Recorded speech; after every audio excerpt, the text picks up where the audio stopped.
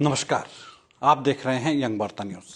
अभी रात के करीब 12:30 बजे हैं और इस समय हम हिमाचल प्रदेश के जाने माने भारतीय जनता पार्टी के लीडर और हिमाचल प्रदेश सरकार में ऊर्जा मंत्री और वर्तमान में पांवटा साहिब से जो भारतीय जनता पार्टी के प्रत्याशी है उनके साथ है। और आज हम इनसे हिमाचल प्रदेश में भारतीय जनता पार्टी की चुनाव को लेकर कैसी रणनीति है और पांवटा साहिब में चुनाव को लेकर किस प्रकार की तैयारियां चल रही है, तो ऊर्जा मंत्री से रूबरू होंगे। चौधरी साहब, सबसे पहले आपका यंग वार्ता न्यूज़ में स्वागत है। धन्यवाद आप सबका। सर, इस बार का जो चुनाव है पहले चुनाव से कुछ अलग नहीं लग रहा है।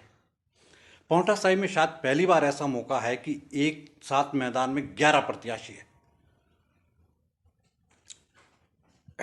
पांवटा विधानसभा क्षेत्र में इस समय 9 प्रत्याशी मैदान में हैं और ये प्रजातंत्र है, सभी को चुनाव लड़ने का अपना अधिकार है। सभी अपने अपनी किस्मत आजमा रहे हैं और 8 दिसंबर को परिणाम आएगा तो उसमें जनता स्पष्ट कर देगी किसको जनादेश दिया है। विरोधियों का कहना है, लोग भी कहते हैं कि चौधरी सुखराम जी ना खुद सोते हैं और ना औरों को सोने देते हैं और जो विरोधियों की नींद हराम करके रखी हुई है। ऐसा क्या है? मैं सर्वप्रथम पांवटा विधानसभा क्षेत्र के लोगों का आज भी कोटि कोटि धन्यवाद करता हूं कि मुझे 3 मरतबा पांवटा विधानसभा क्षेत्र के का नेतृत्व करने का उन्होंने मुझे अवसर दिया है। पांवटा विधानसभा क्षेत्र विकास में आगे बढ़े, मेरा हर संभव प्रयास रहा है। हमेशा मैंने कोशिश की है। मेरा एक प्रयास रहा है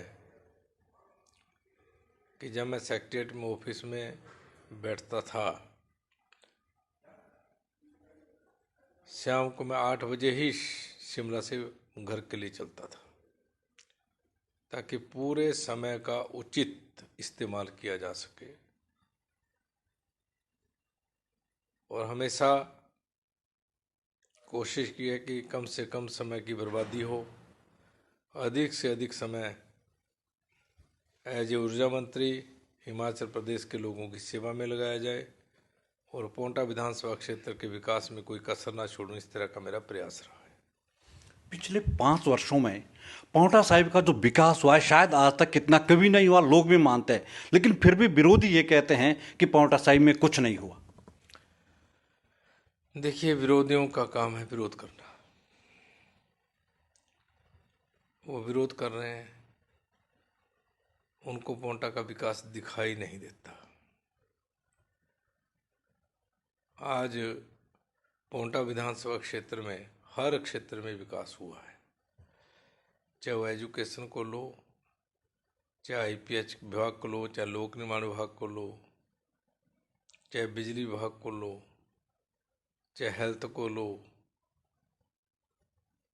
किसी भी विभाग में चहुमुखी विकास पांवटा विधानसभा क्षेत्र में पिछले 5 वर्ष में कोरोना होने के बावजूद हुआ है। पांवटा साहिब में अभी हाल ही की अगर बात करें, पिछले कोरोना के बाद की बात, तो पांवटा साहिब को 2 उप तहसीलें मिली है, इसके अलावा बहुत सारे कार्यालय मिले हैं। फिर भी यहाँ के लोग, खासकर विरोधी की बात करते हैं, उनको विकास हजम नहीं हो रहा है और वो बोलते हैं केवल सुखराम चौधरी जी ने जो विकास किया है ये तो निरंतर प्रक्रिया, इसमें नया क्या है? देखिए,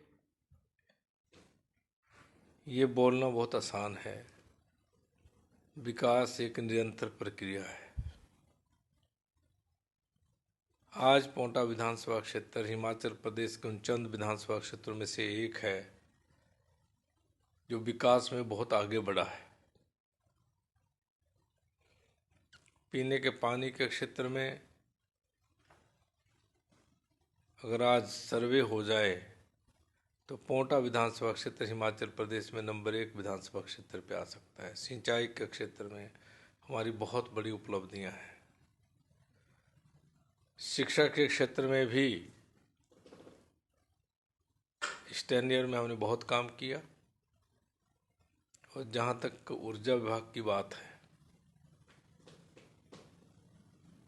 आज 33 केवी के 2 सब स्टेशन पोंटा सेकंड 8,64,00,000 की लागत से बनाकर हमने जनता को समर्पित कर दिया। जगतपुर जोड़ों संतोषगढ़ लगभग इतनी लागत से बना, हमने उसका शिलान्यास किया और हमने उसका उद्घाटन करके जनता को समर्पित किया। दोनों 33 के सब स्टेशन से 6 लाइनें निकली हैं 11 केवी की। आदरणीय मुख्यमंत्री महोदय जी का भरली का दौरा,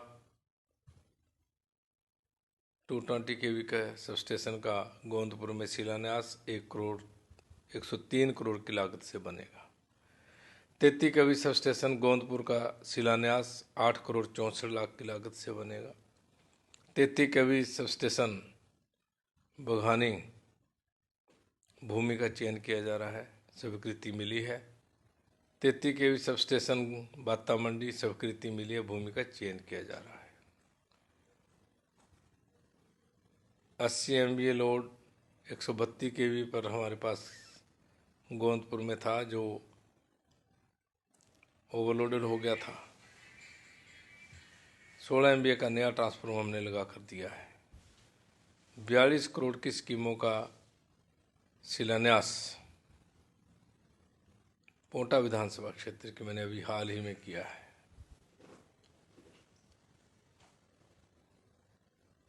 इसलिए पोंटा विधानसभा क्षेत्र हर क्षेत्र में आगे बढ़ रहा है, विकास को एक नई दिशा मिल रही है। मुझे विश्वास है विकास के नाम पर लोग पोंटा विधानसभा क्षेत्र में भारतीय जनता पार्टी को चुनेंगे। चौधरी साहब, अगर भारतीय जनता पार्टी की बात करते हैं तो भारतीय जनता पार्टी से वर्तमान में 3 जो बागी उम्मीदवार है वो बतौर निर्दलीय चुनाव लड़ रहे हैं। इसका पार्टी पर क्या फर्क पड़ेगा? क्या भारतीय जनता पार्टी का जो कैडर है वो क्या बिखर जाएगा, या किस प्रकार का आपको इसका लाभ या हानि मिल रही है? देखिए, जहाँ तक बागियों के चुनाव लड़ने की बात है, आम व्यक्ति जानता है उनका एजेंडा क्या है। वो एक मंच पर इकट्ठे होते थे, टिकट भारतीय जनता पार्टी का मांगते थे, आलोचना भी भारतीय जनता पार्टी की सरकार की और व्यक्तिगत मेरी करते थे। कांग्रेस के कभी उन्होंने आलोचना नहीं की।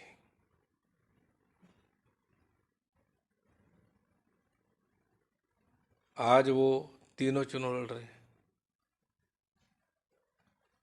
किस मंशा से लड़ रहे हैं, किस उद्देश्य से लड़ रहे हैं, इसका मुझे बताने की आवश्यकता नहीं है, पोंटा के लोग जानते हैं। बताते हैं कि जो तीनों प्रत्याशी आपके उतरे हैं, इनका जो उद्देश्य चुनाव जीतना नहीं है, इनका एक ही टारगेट है कि हमने चौधरी सुखराम को हराना है, चुनाव जीत चौधरी सुखराम को हराना है। देखिए, आम जनमानस जानता है कि कौन व्यक्ति क्यों चुनाव लड़ रहा है, इसलिए लोगों का अपना मत है, उसका वो इस्तेमाल करेंगे। मुझे आशा है कि भारतीय जनता पार्टी के पक्ष में मतदान होगा। चौधरी साहब, आपने आज एक जिसे चाणक्य नीति कहते हैं कि आम आदमी पार्टी के जो पांवटा साहब के अध्यक्ष थे उनको भी आज आपने अपने साथ मिला लिया। इसके पीछे आपने किस प्रकार से गणित बिठाया, जबकि वो 2-3 दिन तक ये बोलते थे कि हम तो भारतीय जनता पार्टी के बिल्कुल कट्टर खिलाफ है। आज आपने चाणक्य नीति से कैसे कामयाब किया? पोंटा विधानसभा क्षेत्र का विकास कहाँ सुरक्षित है, कहाँ हो सकता है, उन्होंने इस चीज़ को देखा। और जब हमने उनको बताया कि पिछले 5 वर्ष में पोंटा विधानसभा क्षेत्र विकास में बहुत आगे बढ़ा है, जब वो हमारे संपर्क में आए, उन्होंने समय लिया कि मैं इस पर विचार करूंगा। हमने कहा विचार करिए। कल आज वो स्वयं आए, उन्होंने कहा कि मैं आम आदमी पार्टी से त्याग पत्र देकर भारतीय जनता पार्टी की सदस्यता ग्रहण कर रहा हूँ। इसी में पोंटा की भलाई है, इसी में हिमाचल प्रदेश की भलाई है। चौधरी साहब, पांवटा साहिब में एक संगठन था यूथ ब्रिगेड, उसके कुछ सदस्य आम आदमी पार्टी में मिले हैं। क्या इसका भारतीय जनता पार्टी को कोई नुकसान होगा? देखिए, यूथ ब्रिगेड एक अपने आप में एक संस्था है। वो किस पार्टी को सपोर्ट करते हैं, किस कैंडिडेट को सपोर्ट करते हैं, वो उनका अपना व्यक्तिगत मामला है। इसके बारे में कोई बहुत बड़ी टिप्पणी मैं करना नहीं चाहता। विरोधी अक्सर चौधरी सुखराम पर हमला करते हैं, लेकिन चौधरी सुखराम जी को देखा गया तो एकदम समुद्र की भांति बिल्कुल शांत रहते हैं और किसी को जवाब नहीं देते हैं। क्या लोगों के दिल जीतने का आपका एक इसी प्रकार का अंदाज है या इसके पीछे कुछ और है?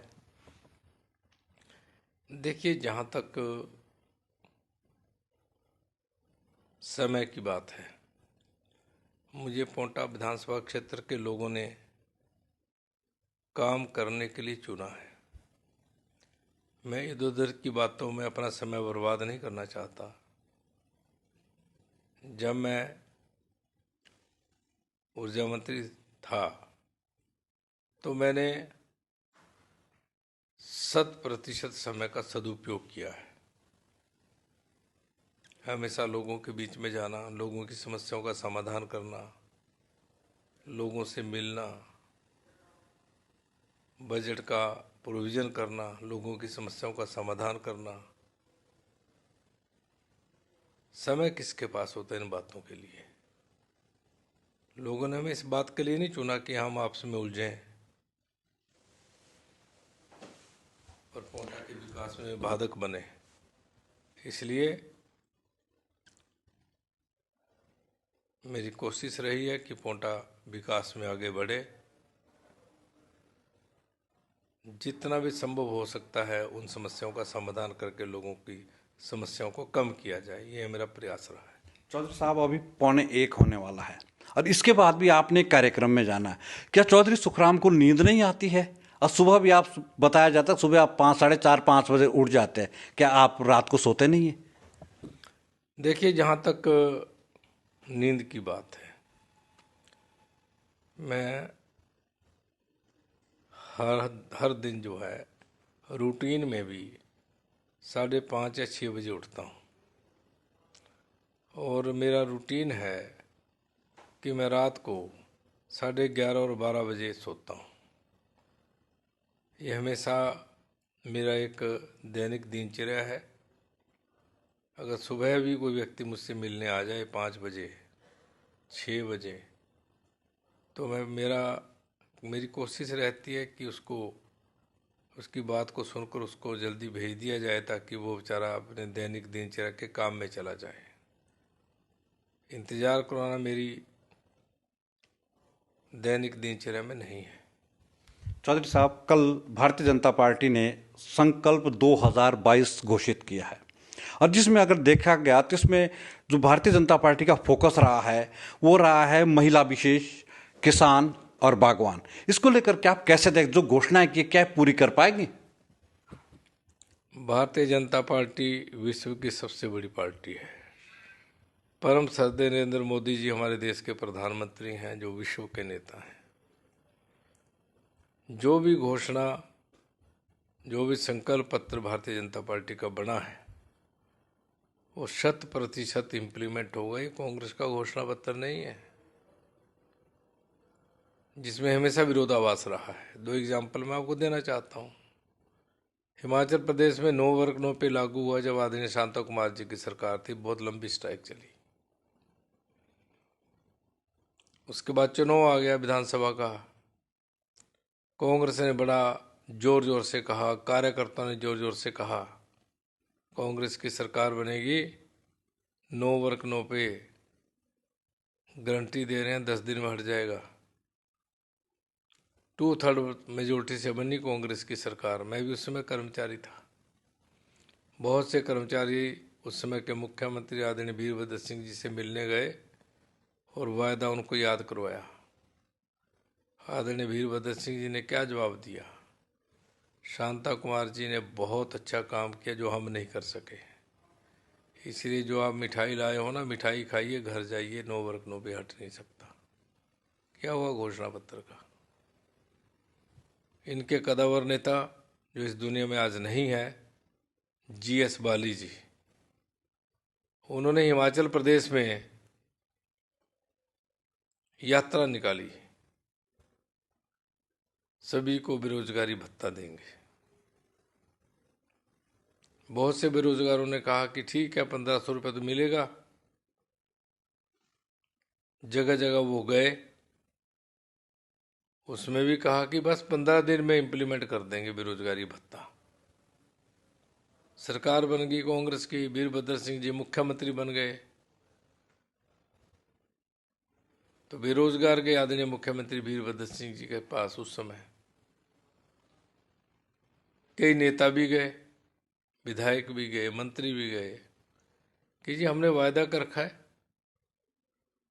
बेरोजगारी भत्ता देने की बात, 1500 रुपये प्रति स्टूडेंट्स, प्रति बेरोजगार। वीरभद्र सिंह जी ने कहा ये जीएस बाली का घोषणा पत्र है, वीरभद्र का घोषणा पत्र नहीं है, कोई बेरोजगारी भत्ता नहीं मिलेगा। इस बार भी कांग्रेस ऐसी ऐसी कमिटमेंट लोगों से कर सकते जो पूरी होनी नहीं है। उनका मकसद केवल चुनाव जीतना है, इम्प्लीमेंट करना नहीं है। कांग्रेस ने अपने चुनाव घोषणा पत्र में एक बड़ी घोषणा की है जिसको शायद हिमाचल की अगर आर्थिकी की बात करें वो करना संभव है। कांग्रेस कहती है हम 1500 रुपये हर महिला को देंगे और उसमें उन्होंने फर्स्ट फेज में 21 लाख महिलाओं को लिया है। यानी हिमाचल प्रदेश में अगर 1500 रुपये हर महीने मिलते हैं तो लगभग 325 करोड़ रुपए एक महीने के चाहिए। क्या ये संभव हो पाएगा? मैंने पहले 2 एग्जाम्पल दिए तो है आपको। सरकार बनाने के लिए घोषणाएं करनी, 10 दिन में पूरा कर देंगे, 5 दिन में पूरा कर देंगे, ये तो कल को ये भी बोल देंगे कांग्रेस के मित्र शपथ लेने से पहले पूरी कर देंगे। क्योंकि हिमाचल प्रदेश में 18 साल से लेकर 60 साल तक लगभग 20 लाख महिलाएं हैं। 1500 रुपये के हिसाब से 300 करोड़ रुपया प्रति महीना बनता है, 3600 करोड़ रुपया प्रति वर्ष बनता है। कांग्रेस तो 1500 की बात क्यों करती है, तो 5000 की बात कर ले। सरकार तो बना नहीं इन्होंने झूठ बोल के। हिमाचल प्रदेश के लोग इनके बहकावे में आने वाले नहीं हैं। जो पिछली बार 2 बार का मैंने आपको एग्जाम्पल दिया है, इसलिए लोगों ने मन बना रखा है उत्तर प्रदेश और उत्तराखंड की तर्ज पर हिमाचल प्रदेश में भारतीय जनता पार्टी की शुद्ध सरकार बनाना।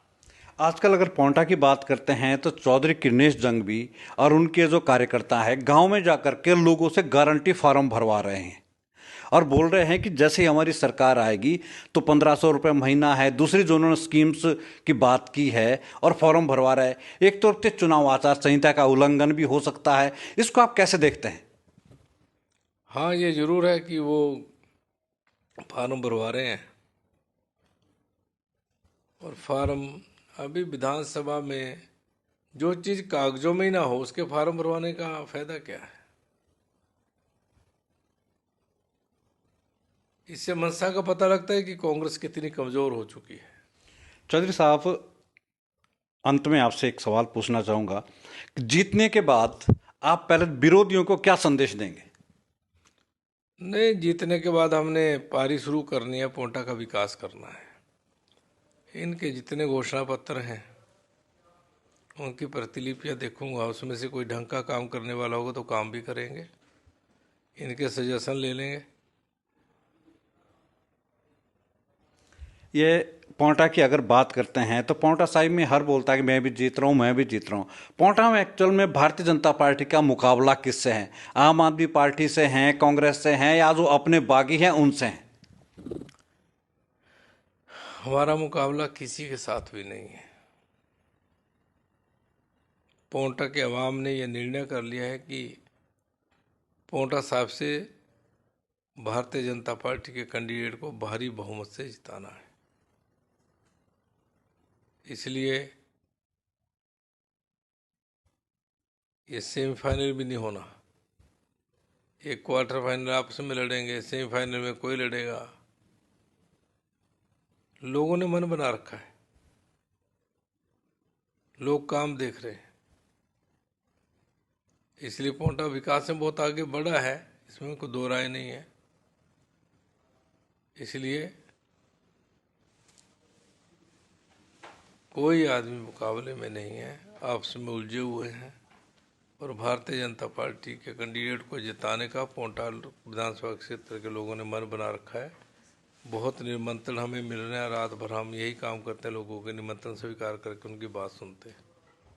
चौधरी साहब, अंत में आप पोंटा की साहिब की जनता के लिए क्या संदेश देना चाहेंगे? मैं पोंटा विधानसभा क्षेत्र की अपनी माताओं से, बुजुर्गों से, नौजवान साथियों से और सभी मतदाताओं से यह अपील कर रहा हूँ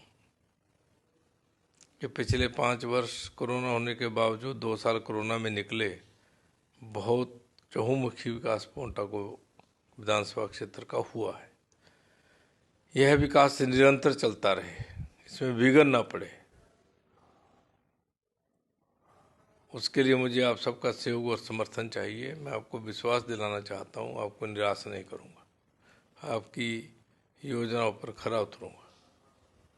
धन्यवाद सर। ये थे हमारे साथ पोंटा साहिब से भारतीय जनता पार्टी के प्रत्याशी और वर्तमान में हिमाचल प्रदेश सरकार में ऊर्जा मंत्री रहे, जिन्होंने अपने कार्यकाल में पोंटा साहिब ही नहीं बल्कि अगर जिला सिरमौर की बात भी करते हैं तो जिला सिरमौर में इलेक्ट्रिसिटी डिवीज़न 2-3 जगह इलेक्ट्रिसिटी डिवीज़न खोले। हिमाचल प्रदेश की बात करते हैं तो हिमाचल प्रदेश में जहाँ मुफ्त बिजली की बात करते हैं 125 यूनिट, ये इनके कार्यकाल में हुआ है। अभी के लिए फ़िलहाल इतना ही। यंग वार्ता के लिए अपने सहयोगी अंकिता के साथ रमेश पहाड़िया।